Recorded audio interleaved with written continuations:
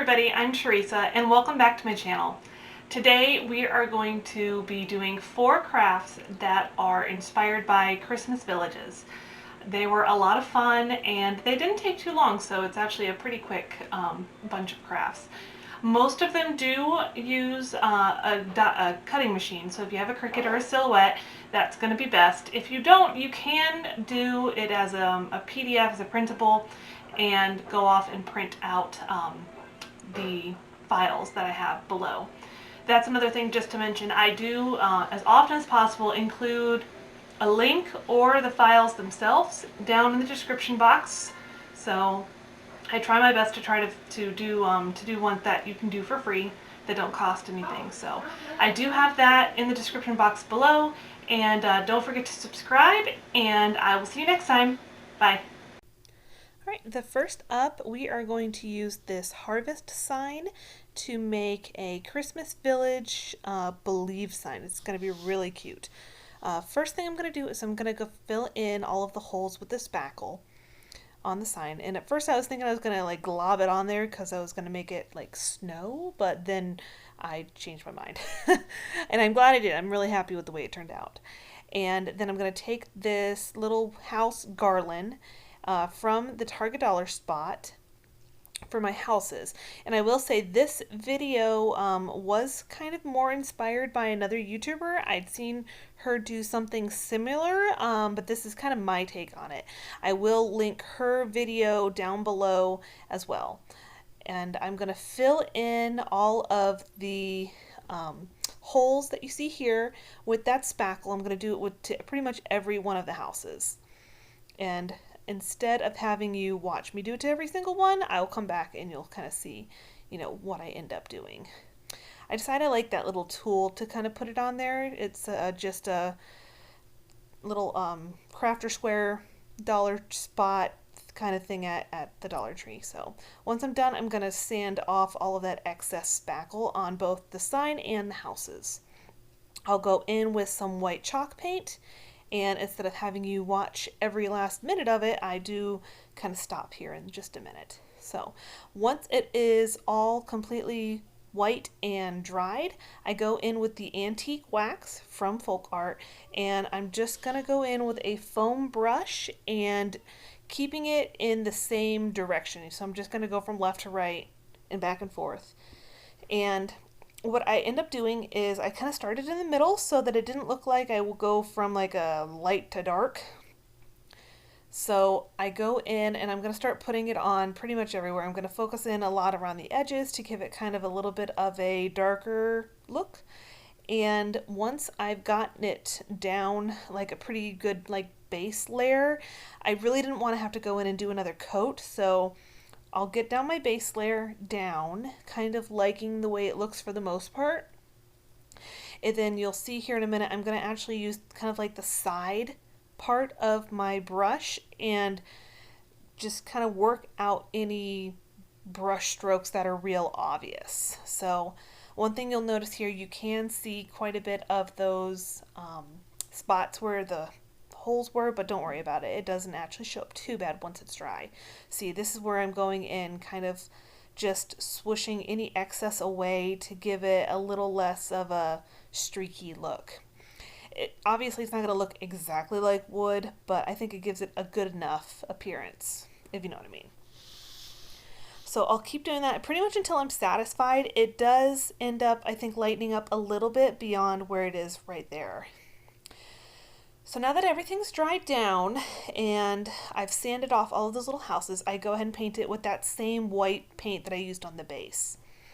I decide that I'm going to use my Believe, because at first I was just going to do the houses, and then I decided it definitely needed a little something else. So I'm going to lay down my houses down and kind of get their spacing figured out.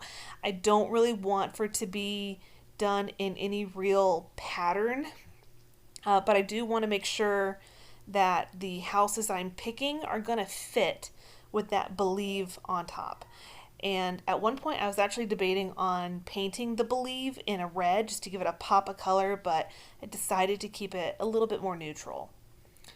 So you're just going to kind of glue everything down. Just to be aware, this harvest sign, if you leave it in your garage and you have warm weather, it is pretty likely that it will bow a little bit. So don't do that. Don't leave it in your garage when it's warm. Or I guess really anywhere where it might be warm. So we just recently got out of the 90-degree weather that we have, so it had definitely been through some warm temperatures. So once I've gotten everything down, I go ahead and take a piece of vinyl. I tried this with paper and it just did not want to cut on my Cricut. So I go in with just some black permanent vinyl. I will have this decal linked below where I found it, and I was able to download it for free. So that's always a plus. It's just a nice little Santa sleigh scene above the village. I thought it worked really well with the Believe. Honestly, my husband said, like, oh, you should use the Believe if you had like a Santa in there. And I was like, that's a great idea. I will do it. And now next thing I'm going to do is, I was going to glue down my Believe, but my glue gun wasn't quite ready yet, so I decided instead I'll move that and I will go ahead and cover up the back. So I just cut out a piece of craft paper to match up the size for the most part, and I will just glue it down with some hot glue.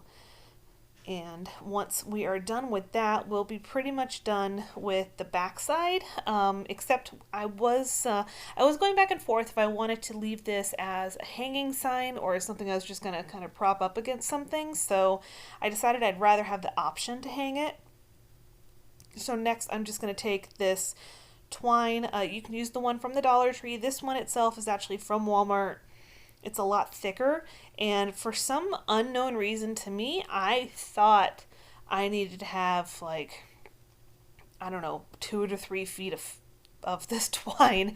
I guess in my mind I was going to be able to hang it for something really high. So I might end up just tying a knot up at the top just so I can have it not be so long. So once that is secured and it dries on the back, I do just go in with my hot glue and put it on the back side of the Believe and glue it on down, and this sign will be done. Again, if you want to do a pop of color, the red on the Believe would be super cute. So here it is. It's all set and it is really pretty. The pictures that I took of it earlier today, they don't do it justice. I mean, ends up being really cute. And next we're going to just do this really large candle holder, and I've had this for probably 2 years, just sitting waiting to be done, having something done with it. And I decided I was going to do this Christmas village. I wish I had made it a little taller, just to warn you on that. I don't remember why it was I didn't, but I did pick this particular decal on the permanent vinyl because I could cut it in half a lot easier, and that'll be linked where I found it as well. And I'm just going to kind of do it in sections around this huge candle holder. You can obviously do this with any of the glassware from the Dollar Tree. It would be really cute on any of that as well. And I think that it ends up turning out really nice. It's hard to see it really in the pictures. One other thing I thought about doing was like doing a frosted glass, but I had to get this filmed today, so I was kind of run out of time to be able to go to the store and get the frosted glass spray. I might do that at some point in time in the future with something, is do a frosted glass with like a village scene. I think that'd be really pretty. But it ends up being pretty easy. This did cut out better in the vinyl than I thought it would. I was expecting it to be a little bit harder because of how small and detailed it is, but it ends up, you really only end up having to weed the windows. So I end up using 2 of the same ones, and this one right here, you'll see I am kind of cutting off a part of it because it didn't quite fit, but I didn't want it to not go all the way around, if you know what I mean. So just to keep that in mind, you'll see in the link they actually have 3 different scenes. So you can kind of use whatever is going to fit with the glassware that you're doing. This would be really pretty. I just thought of this. This would be really pretty on like some wine glasses, and that would just give you like a really pretty like Christmassy kind of feeling and scene. So like I said, I'm just going to put it all down, and I'll just pull back that transfer tape, and then we are set. And I thought about doing a frosted glass on it after it too, with just like some Elmer's glue and some coloring to it, and I don't know, maybe I'll do that later. And on this one, we're just going to use this little happy ever after sign. I've held on to it. I found it in the store, and I was like, I'm going to do something. I just don't know what yet. And that little house is actually from the Target dollar spot as well. It comes in a pack of 4. You can actually see it up there at the top.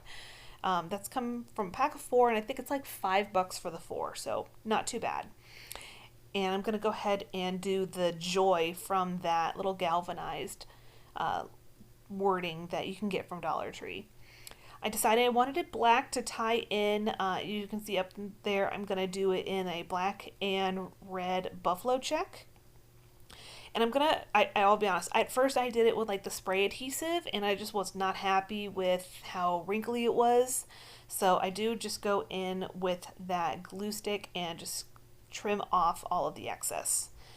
That I feel like that's my preferred way, and I always try to do something different, and I just usually almost always go back to the glue stick. So next I'm going to glue it down to the paper part, and I'm going to put it off to the right side so that I have some space for my joy.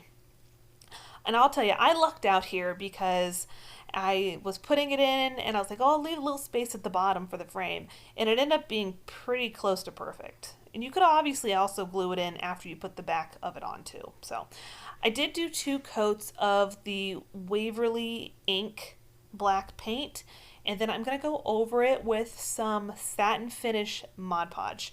And I'll tell you why, because the black paint, any paint I think, really scratches off of these galvanized wording things very easily. So just to be forewarned about that. I'm just going to get my hot glue and put it on the back side, and I'm just going to try to gauge like what part of it is going to be on the frame part so that I'm not going to end up having a ton of hot glue dripping down. So I do end up with a little excess kind of coming out, so I'm just going to remove that while it's still warm. And then we are done. I probably could have done like a little bow or something like that, but I just really like how simple it is. It's just really pretty, and just happy with the way it ended up. Right, so here is our very last one, and this cut file actually came from like a Jennifer Maker file, and I will link it below for you. And I ended up going in and just kind of cutting everything apart. So, and I didn't use the backing. If you have any questions about how that works exactly, just let me know in the comments, and I'll be happy to help you with that. I cut it all apart, and I go in with this spray adhesive, as at this point in the day I was just kind of in a rush to get through this one. It was like an impromptu. I hadn't really planned on doing it, but I've come across the cut file and I really liked it, so I just kind of decided I wanted to go ahead and go and make this last one. So I just do the spray adhesive on it first, and then I go over it with the glue stick in the corners. I was being kind of on the lazy side. I did not want to go in with the glue stick on every single one of them. So I'm going to go ahead and space them out a little bit, and I cut them in 2 different groups because I only had like 8.5 by 11 paper. So I ended up with some houses that were a little smaller than the others. On the second grouping was smaller, so I wanted to space it out to where the bigger houses weren't all together. So I go in just kind of put them offset here and there so that they're not, like I said, all together.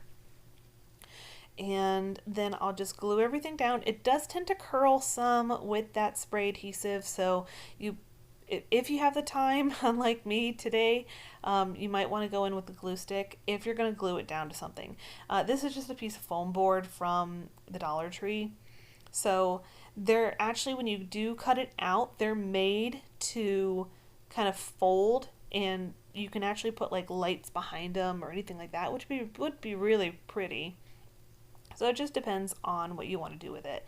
I just plan on putting this actually on my china hutch on the bottom to put it behind some holiday decor, and it's actually going to kind of just serve as more of like a backdrop. So, and once everything kind of gets glued down, I'll tell you one thing I wish I hadn't done on it. So, again, be careful because they do curl up, and I sprayed too much of the adhesive on some of them, so I think that they ended up getting a little too damp and they wrinkle a little bit. So just be forewarned, if you do use a spray adhesive, use it a little lighter than that. That was a little bit excessive. Um, but it's kind of nice that, you can actually get this downloaded without having to pay for it. If you end up using her site, you just have to sign up for like a membership or something like that, just so you can have like the password to get in and all that. It's a pretty nice little resource though. And she has a lot of different cut files if you have a Cricut. It's nice little projects that you can use without, spending extra money on it. I mean, I feel like a Cricut is it's kind of on the expensive side to begin with, so the last thing you really want to do is have to pay for it, more stuff. So this is the part I wish I hadn't done. I go in with some Mod Podge, and I'm just thinking like, oh, I'll put this little trail of pretty glitter snow at the bottom. I should have left it the way it was. So I'm just going to go in with that Mod Podge, and I'm going to put it down on the first 3 or 4 of them, and then I'll put down the glitter. So I'm going in pretty heavy with the Mod Podge to give the glitter something to hold to. And then I just sprinkle that little glitter down. Maybe I should have done like Epsom salt or something. It would have given it just a little bit of texture and a little bit of a look to it, but I don't know. I should have skipped it. It's just gonna go. I mean, I'll be honest. I might go in tomorrow and try to like take off at least some of it, so you can't really see too much of it. It's gonna sit in the the little crevice of my china hutch, so you probably won't even be able to see it. So, but I mean, this thing is probably about 30 inches long, just for reference. So once I have spread out all of the glitter, what I'm going to just do is I did tap off any of the excess. I'm going to go in with that spray adhesive and try to go over it a little bit so that maybe all the glitter won't fall off if you decide to keep it like that. It won't all fall off reasonably fast. So there you have it. That is the end of my video, and thanks again everybody for coming and checking everything out. I'm pretty happy with how everything turned out. I'll be honest, the Believe sign is by far my favorite. I absolutely love it and cannot wait for the Christmas season to be here so I can decorate. So do not forget to subscribe, and I will see you next time. Bye.